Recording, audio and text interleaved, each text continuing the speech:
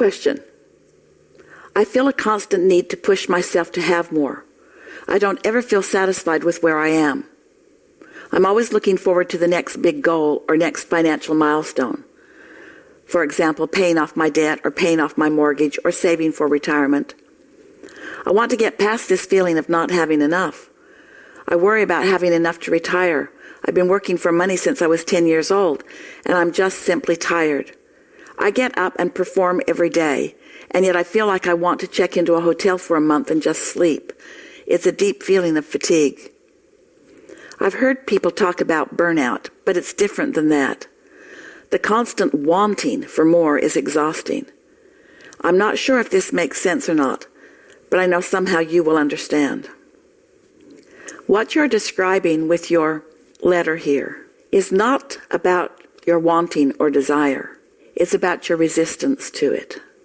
You are like so many who have come to believe, because the law of attraction always brings to you what you believe, that certain things are required in order to get certain things.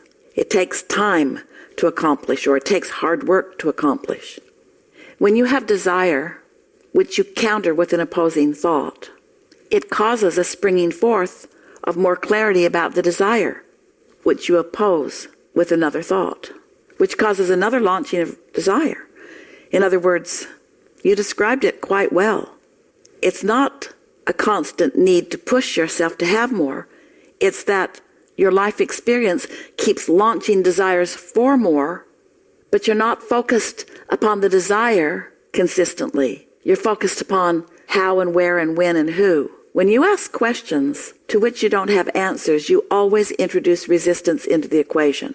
When you talk about what you want and why you want it, there's little if no resistance. But when you get to physically or in an action-oriented way too involved in bringing it about, your action can never keep up with your desire, and that's what's making you tired, exhausted. If you could turn more of it over to the universe and take it off your plate and really believe that that would be an effective way for you to get what you want, you would start feeling better right away.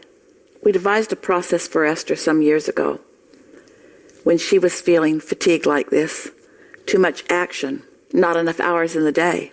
The activities that she felt were required of her continually were growing, but her ability to keep up with them was not keeping up. And at a point of absolute exhaustion, she asked the question, Abraham, what should I do? We waited for an opportunity when she had settled down a little bit and her discomfort was not so acute. And we said to her one day while she and Jerry were at lunch in a restaurant that had a paper tablecloth and crayons sitting right there for children to have fun with, adults too. We said to Esther, take a section of this tablecloth and see it as a page. And so Esther drew a big rectangle in the middle of her table. And then we said, draw a line right down the middle of it.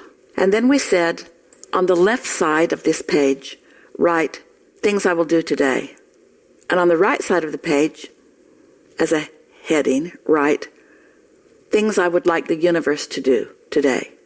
And then we said, write down those things that you feel that you must do today in order to keep your commitments to others, in order to not be in trouble with some responsibility. So she wrote things down that mattered, like I really need to get gas and I need to pay this bill and I need to finish this and get it to so-and-so. She wrote a list, and there was actually more on her list in her purse that she didn't really have room for to write on this, called it a placemat, because it was sitting in front of her where she was going to have her meal. She filled up her side. And then we said, anything that you feel like you need to do today that isn't already written on the left side of the placemat, write it on the right side of the placemat. Delegate it to the universe, as if to say, this is all I'm going to do today. You, please take care of everything else. So Esther began to write. She turned everything else over to the universe. And she could feel, as she wrote, a releasing of that overwhelmment, a releasing of the fatigue. The exhaustion lifted off of her. And then she took the list with her great big list, folded it up, and put it in her purse. And what happened next was thrilling to her to witness. The things that she had written on the universe's side of the placemat began unfolding right away, because they were things that she wanted, but somehow, through this process, she had managed to release resistance about it. It was like, for once, she turned it over to someone else. She relieved herself of the responsibility of it. And in doing so, her resistance subsided enough that her desire triumphed and the universe cooperated. People she'd been trying to reach and hadn't been able to called her. She got emails from staff letting her know that they'd taken care of this and this, even though she had been asking to do them for quite a long time and they hadn't been able to get to it or hadn't been able to achieve the results. At the end of that day, the universe had accomplished many, many things on the list. Esther got everything done on her side of the placemat because she had written the things that mattered most. She got her list done too. But she was surprised and delighted at how much the universe got done, as she had delegated things to the universe and therefore released her resistance. Her resistance was about her knowledge of how much time it takes to do this and how much time it takes to do this, but she had not factored in the cleverness or the power or the clarity of universal forces. That's what we wish for you. So many of you have worked so hard because you have not been employing the fairies of the universe to assist you. And we don't mean to be light about that or frivolous about that. There are so many cooperative energies that are all lined up helping you. You just block it because you are so determined, for a variety of reasons, to do it all yourself. In many cases, it's because you feel that you have to work hard in order to be worthy.